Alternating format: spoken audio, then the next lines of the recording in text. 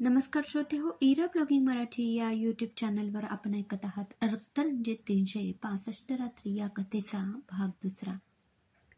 स्मशानाजवळ जेव्हा त्याची बैलगाडी पोहोचली, विक्रमने गाडी थांबवली। धनपाल राजला हात देऊन त्याने खाली उतरवले। दोघं स्मशानात जाऊ लागले। खेडेगावात असते तसे ते सिमेंटच्या चौथळ्यावर, ज्यावर प्रेत ठेवून जाळले जाते, 4 लोखंडी खांब बसलेले, वर धूर लागून लागून काळाशार झालेला पत्रा आणि कोपऱ्यात हातपाय धुवायला हापशी असलेले छोटेसे स्मशान होते। तिथं फक्त एकच प्रेत जाळण्याची सोय होती। जवळच लाकडाची वखार होती, जी आता बंद झालेली होती। कोण वारलं होतं कोणास ठाऊक, पण स्मशानात एक प्रेत जळत होते।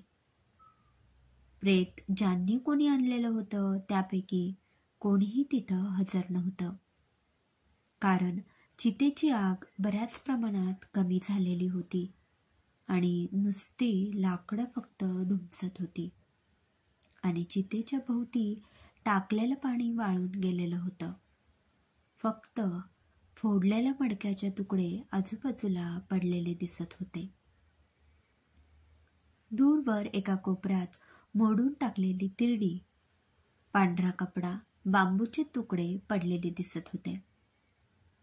अजून एका कोपऱ्यात मातीचा ढिगारा केलेला दिसत होता, त्यावर हार फुलं वाहिलेली दिसत होती।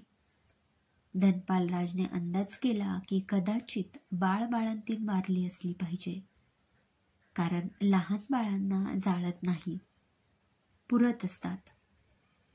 कोण बरं वारलं असेल गावात, तो विचार करत होता। स्मशानात त्याला दूरवर जाणवला तसा खरोखरच गोंधळ सुरू होता। वेगवेगळ्या आवाजात किंकाळ्या, कोणाचे दरडावून बोलणे आणि कोणाचे अंगात आल्यासारखे घुमणे सुरू होते। केस मोकळी सोडलेला, कमरेला फक्त एक कपडा गुंडाळलेला, लाल बुंद डोळ्यांचा, गळ्यात कवड्यांची माळ घातलेला, उग्र चेहरा असलेला, मनगटाला केसांचा ताईत बांधलेला एक माणूस व्याघ्रचर्मावर मांडी घालून बसलेला होता। त्याने स्मशानातल्या राखेने काही विचित्र आकृत्या काढलेल्या होत्या। त्या आकृतीवर त्याने एक मानवी कवटी ठेवलेली होती। त्या कवटीवर त्याने गुलाल वाहिलेला होता। कवटीसमोर एका पत्रावळीवर काळ्या उडदाचे दाणे आणि गुलाल वाहिलेले होते। त्याच्याजवळ एक कमंडलू होता, त्यातलं पाणी तो त्या कवटीवर शिंपडत असे। हातात काही हाडांचे तुकडे घेऊन तो त्या कवटीभोवती फिरवत अनाकलनीय भाषेत काहीतरी मंत्र पुटपुटत होता। त्याच्यासमोर काही माणसं बसलेली होती, ती अंगात आल्यासारखी घुमत होती। हा मंत्र म्हणणारा माणूस मधूनच त्याच्या जवळच्या झोळीतून रक्षा काढून या माणसांवर फुकत असे आणि त्यावेळी ती माणसं जीव गेल्यासारखं, नको नको, सोड आम्हाला, पुन्हा नाही त्रास देणार, मेलो मेलो, असं गुरासारखं ओरडत त्याच्या पायावर लोळण घेत। त्यात एक माणूस मात्र भयचकित नजरेनं हे सगळं पाहत होता। तो भीतीने थरथर कापत होता। मग त्या मांत्रिकाने थरथर कापणाऱ्या माणसाचे दोन्ही हात आणि दोन्ही पाय प्रेताला झाकून आणलेल्या पांढऱ्या कपड्याच्या चिंध्या करून थोडीशी हालचाल करता येईल असे बांधले।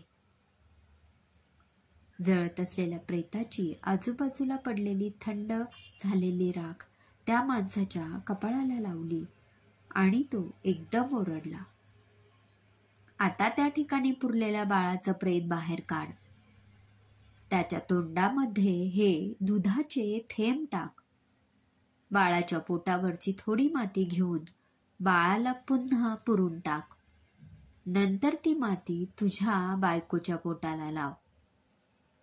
तोंड पाहू नकोस माझं, पुरलेल्या बाळाकडेही वळून बघू नकोस, जा, असं केलं की तुला पुत्र संतान होईल। तो माणूस डोळे गरागरा फिरवीत म्हणाला. हातपाय बांधलेले असल्याने तो माणूस जास्त हालचाल करू शकत नव्हता, पण हळूहळू प्रयत्न करून तो त्या बाळ पुरलेल्या मातीच्या ढिगाऱ्याकडे गेला. मोठ्या कष्टाने त्याने ते पांढऱ्या कपड्यात गुंडाळलेलं बाळ बाहेर काढलं. त्याच्या तोंडात त्या मांत्रिकानं दिलेलं दूध टाकलं.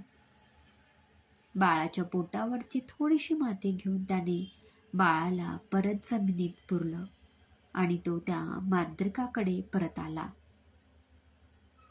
त्याचे हात पाय सोडवत मांत्रिक म्हणाला, बरं झालं, आज बाळ आणि बाळंतीण एकत्र मरण पावलेले सापडल्याने तुझा प्रश्न कायमचा सुटला.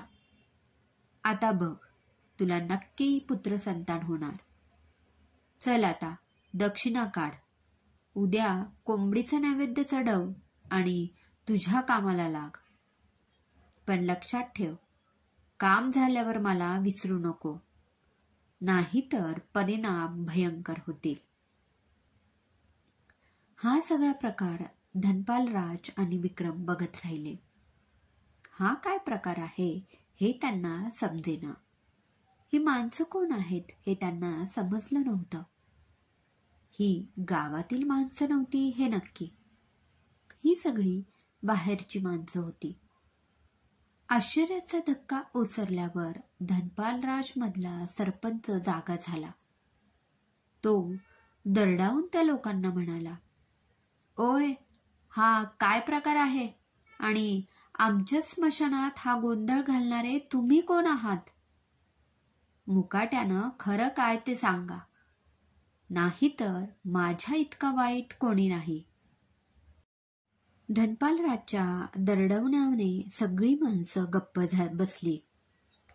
ज्यानं ते बाळ पुन्हा वर काढलं होतं तो तर भीतीने थरथर कापायला लागला.